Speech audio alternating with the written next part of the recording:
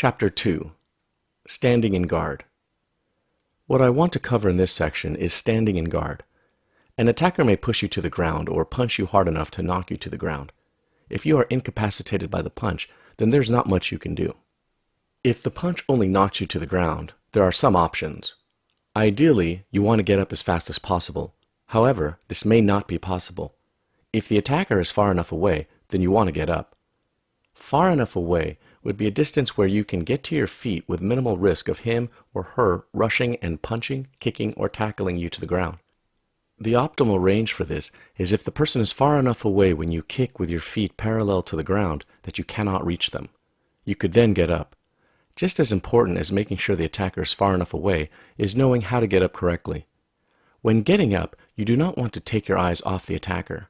You always want to be able to see what the attacker is doing. Second, you want to get up in an explosive manner. Getting up slowly increases the chances the person will be able to rush. Third, you want to get up in a stable base, which is referred to as getting up in base. That will be covered shortly. If you cannot safely get up, you have options. The first thing to understand is not to freak out. Freaking out is your enemy. Stay controlled and focused. Next, put your legs up as if you are in the guard position, which we will detail more later. From here, you can do a few things. The first is using your legs in defense. Legs in defense. Figure 65. Legs in defense is essentially how it sounds. The defender uses her legs to keep the attacker at a distance. Figure 66. As the attacker moves around the defender looking to mount an attack, the defender circles with him. If the attacker moves to one side, the defender puts the leg on the same side to the ground. The defender uses this foot to move in the same direction as the attacker. She keeps the other foot up. If the attacker moves forward, one foot is already up in defense. She simply needs to bring the second up. Figure 67. The defender follows the attacker. Figure 68. The defender follows the attacker. An attacker is likely not going to stay outside of your guard for too long. He or she is going to want to get past you and attack you. An attacker may come straight down the middle. If they do, stop their forward movement with your legs by placing your feet on their hips. From here, you can do a few things depending on if they are leaning heavily on your legs or just lightly. If the attacker is leaning heavily on your legs, you can pull them into guard, which will be covered as part of the punch block series. If the attacker is leaning lightly, then you can take them down using the hook pick takedown. Hook pick takedown. Figure 69. The attacker is looking to move in on the defender. He is being kept back by her feet on his hips. He is not leaning hard enough to be pulled into guard, punch block defense, so the defender looks to take the attacker down. Figure 70. The defender does three things at once to set up this move. She grabs the attacker's forward ankle with her hand, hooks his far leg with her far foot, and presses her other foot into the attacker's hip. Figure 71. The defender then pushes the attacker with the foot on the hip, pulls the attacker's far leg that she has hooked with her foot, and pulls on the attacker's ankle that she is gripping with her hand. Figure 72. The attacker is now on the ground. The defender can get up in base safely. Getting up in base. The following images will show how to get up in base using one hand to balance on. The other hand is kept up in defense against the attacker in order to protect the face.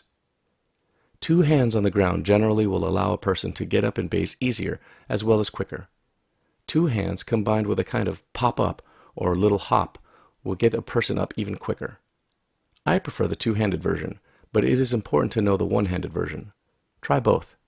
The two-handed version is the same as below, with the exception that you place both hands on the mat or ground. Figure 73. Getting up in base is essential for the attacker to safely get from the ground and back to her feet. The defender starts in the back position with her guard up. Figure 74. The defender posts up on her arm. To defend against the attacker, the defender keeps the opposite arm up in defense. Figure 75. The defender slides her bottom leg back so that her legs are in proper stance.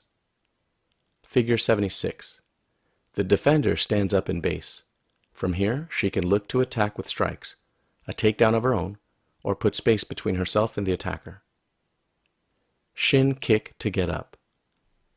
If the attacker is standing in guard, but is not close enough for the hook pick takedown or to be pulled into the guard, then the defender can use the shin kick to get up.